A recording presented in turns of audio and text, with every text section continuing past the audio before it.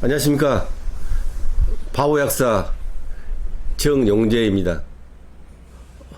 오늘은 현대인들이 가장 많이 앓고 있는 이 비알코올성 지방간에 대해서 말씀드리고자 합니다.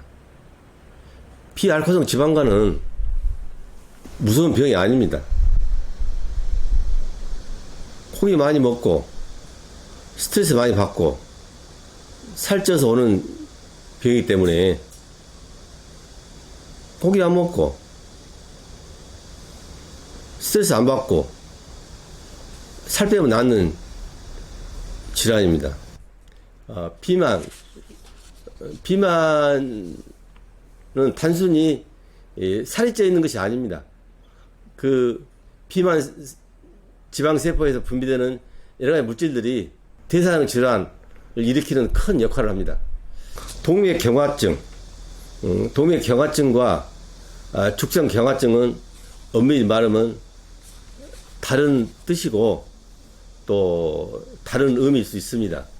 그러나 이 같이 진행하고 결과가 같기 때문에 통상 죽상동맥경화증으로 혼용하고 있고, 우리들은 일상적으로 동맥경화증으로 익숙해져 있습니다. 그럼 무엇이 결과가 같냐면, 동맥경화증이니까 정맥에서는 일어나지 않습니다. 동맥의 그 파이프 공간이 좁아져서 혈액의 흐름이 방해를 받는다라는 의미로는 같습니다. 대사량 질환, 비만, 당뇨, 고혈압, 고지혈증, 이 대사량 질환에서 그 간에 기름이 쌓이면 비알코올성 지방간이 옵니다. 알코올성 지방간은 서두에 말씀드렸습니다만 간단히 해결할 수 있는 그 간장병인데, 이것을 그 장기간 방치했을 때는 엄청난 그 질환을 진행합니다. 예를 들어 비알코올성 지방간을 방치하면 지방간염이 옵니다. 소위 간세포가 파괴되는 ALT 수치가 올라갑니다. 그러면 간의 섬유화가 시작되기 시작합니다. 간은 간세포 파괴와 재생이 반복되면서 진행되는 질환이고, 또 진행된 과정에서 간 섬유화가 되기 때문에 쉽게 해결할 수 있는 비알코올성 지방간이 비알코올성 지방간염으로 되고, 그게 또 섬유화돼서 간경변증이 옵니다. 간경변증이 오면 그 원인이 무엇이든 간에 만성 B형 간염이랄지 만성 C형 간염이랄지 알코올성 간염이랄지 비알코올성 지방 간염이랄지 알코올성 지방 간염이랄지 원인이 어떻든 간에 간경변증이 오면은 전 세계적으로 불치병으로 되어 있습니다. 그리고 그 간경변증은 간암으로 진행합니다. 다른 암처럼 전이암으로도 진행하기도 합니다. 그 합병증이 올 수 있으므로 비알코올성 지방간일 때, 그 지방간일 때 이왕이면 간염이 오기 전에, 이게 글자는 하나 차이입니다. 지방간과 지방간염과 차이, 글자 하나 차이인데 사실 간 상태는 하늘과 땅 사이입니다. 지방간염이 오기 전에 지방간일 때 치료하면 좋지요. 물론 이 시기를 놓쳐서 지방간염이 오고 간경변증이 왔더라도 또 간경변 초기에 해야 합니다. 초기에. 예. 간경변증이 심해져서 황달해오고 복수가 차고 시도 정민이가 파열되고 그러면 너무나 힘들어집니다. 여러분 잊지 마십시오. 간암 환자의 80% 이상이 기존에 앓고 있는 간경변증에서 진행된다고 합니다. 다시 말해서 간경변증은 간암이 온다는 신호입니다. 제일 좋은 것은 비알코올성 지방간일 때 해야 하고, 또 그 시기를 놓쳤다면 간경변 초기에 회복하셔야 합니다. 대사량 질환에서 그 기름이 그 혈관에 쌓이면 죽상동맥경화증이 옵니다. 죽상동맥경화증. 이것은 이 합병증이 크게 5가지 5대 합병증이라고 합니다. 심근경색, 이게 협심증, 심근경색이죠.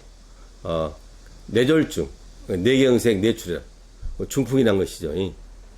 그리고 눈 망막병, 시력이 떨어지고 또 실명하는 사람도 있습니다.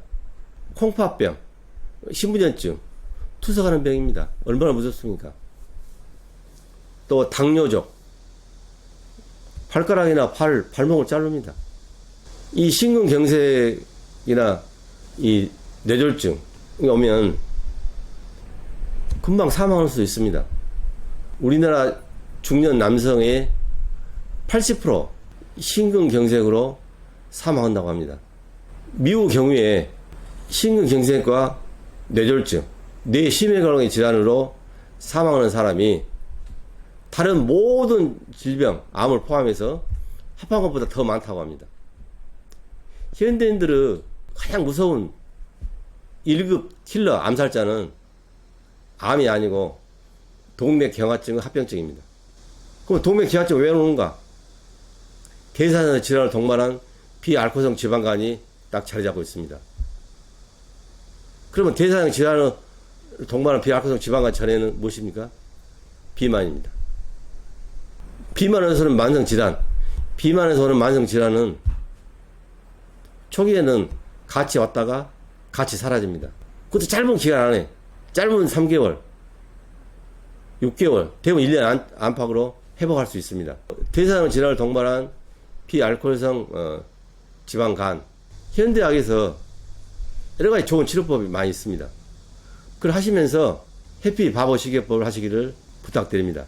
대사증 질환을 동반한 비알코올성 지방간에서 진행한 동맥경화증, 합병증이 오기 전에 하셔야 합니다. 합병증이 오기 전에. 그 해피 바보 식이요법은 재밌습니다. 할만하고요. 바보 식이요법은 바보 미소죽을 드신 것이죠. 바보 미소죽. 만드는 법은 간단합니다. 5가지 공주입니다. 껍보리, 맵쌀 현미, 검정 약콩, 검정 참깨 율무입니다. 비율은 껍보리 5, 맵쌀 현미 2, 콩, 깨, 율무 1. 이게 5대 2대 1대 1대 1입니다. 맵쌀 현미 2, 검정 약콩 1, 검정 참깨 1, 율무 1. 예를 들어서 겉벌이 5kg, 맵쌀 현미 2kg, 검정 약콩 1kg, 검정 참깨 1kg, 율무 1kg. 이것을 쪄서 살짝 볶은 가루입니다. 쪄서 약한 온도로 살짝 볶은 가루.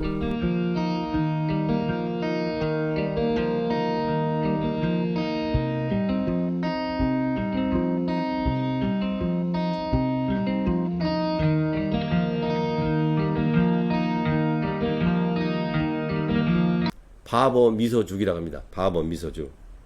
이것을 소금이나 설탕 치지 않고 죽을 쏘서 미역국, 된장국, 청국장, 간단한 야채 이렇게 드시는데 이렇게만 드시면 효과는 빠릅니다. 체중도 빨리 줄고 힘드시면 여기에다가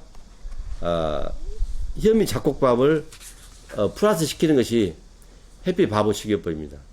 해피 바보 식이요법은 저녁 식사를 좀 일찍 하는 것입니다.